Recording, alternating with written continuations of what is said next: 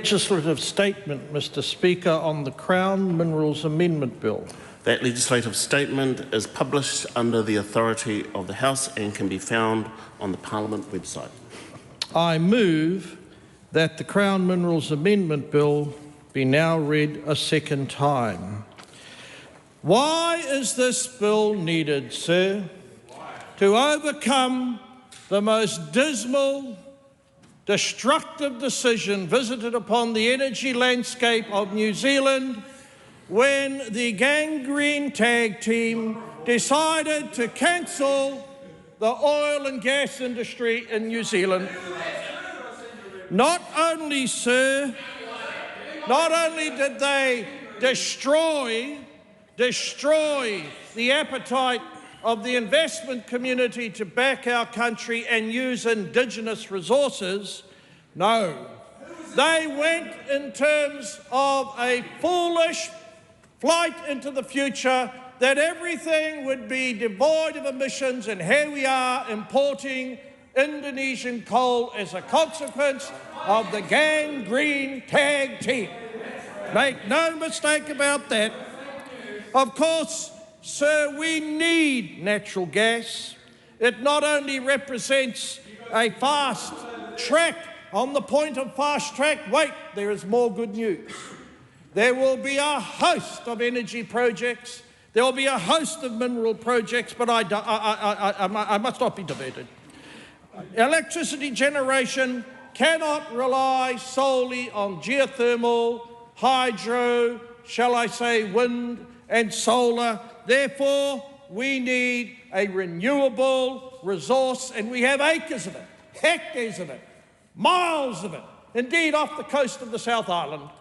We will now reopen, with the passage of this bill, the opportunities that were denied the industry to maintain energy security through further exploration, extraction and development of this rare but valuable Indigenous resource.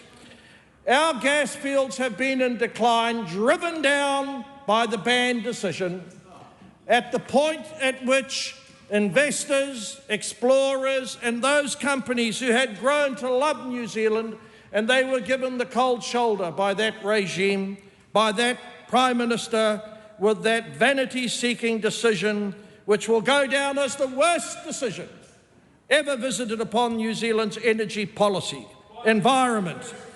Let me mention no firm beyond Winston International Pulp, closing down because of escalating energy costs, because we do not have the necessary mix of Indigenous sources for energy, and we are going to open them up, we are going to exploit them, and we're not going to be guilt-tripped by these fanciful accounts that the planet is boiling.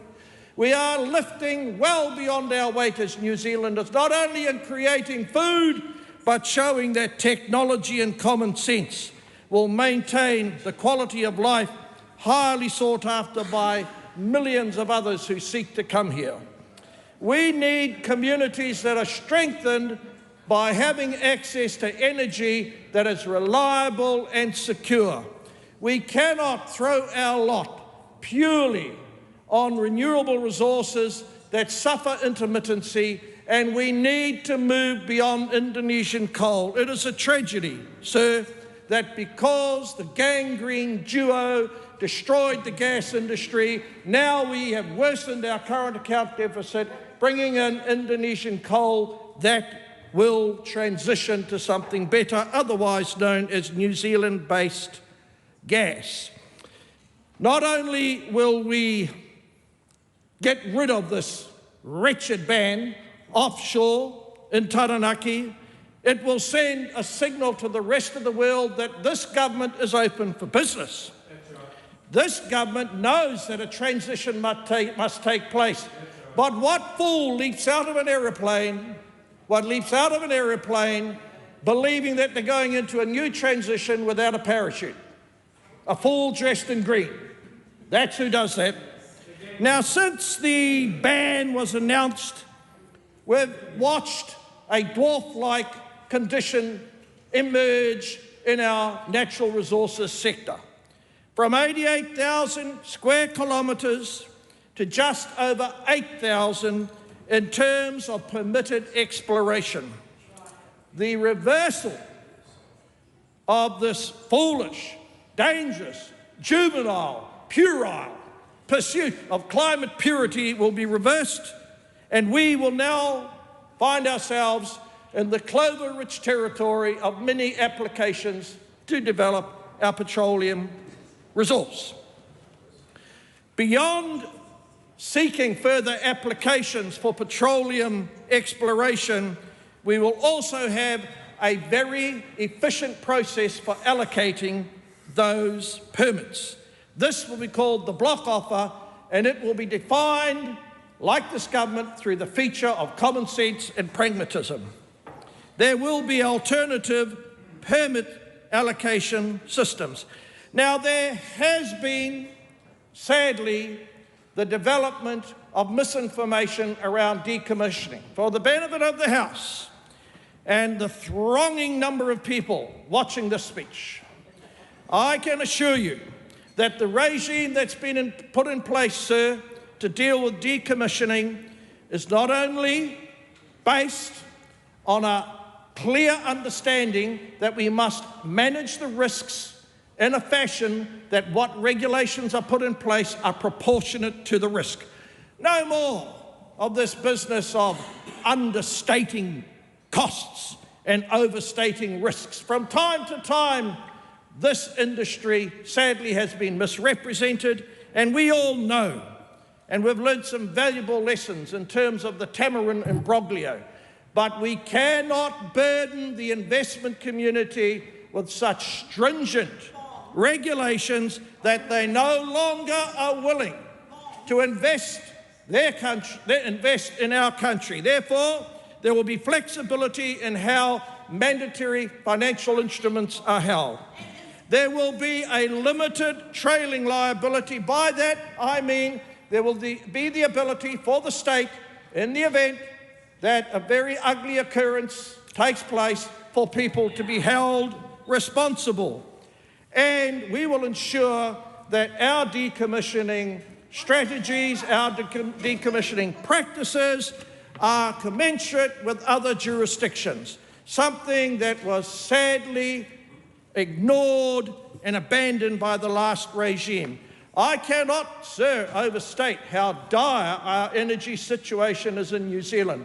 Look no further than that side of the House for the ruination of energy policy, energy security, and look no further from that small portion of the House for the destruction of confidence and certainty, thus leading to a chilling effect within the community willing to invest in New Zealand.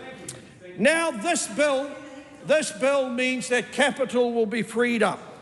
In addition to that, as King Coal of the mining industry, it's my pleasure to announce we will have the most permissive regime in the entirety of Australasia for Tier 3 minerals.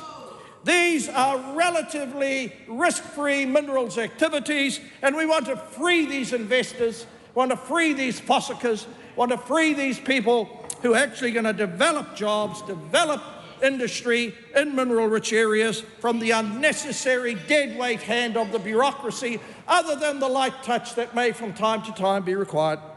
Now, there may be things said about the emissions impact. It's important that we act with credibility towards our net zero 2050 goals. That is why gas is necessary. It is a far less harmful, in emissions-wise, fuel to use than the coal which we currently have. But to all the coal owners of New Zealand, I still have your back. Now, emissions, sir, from emissions are more manageable when we rely on gas. Once this bill, sir, is passed, the changes will take effect immediately. There will be, however, challenges in terms of staging the implementation, secondary legislation, otherwise known as regulation. Now, when we get to the committee stages, sir, there will be a few refinements made, and at that point, New Zealand will see the full value of a pragmatic approach to energy security and this sector. I want to acknowledge the efforts of the Select Committee.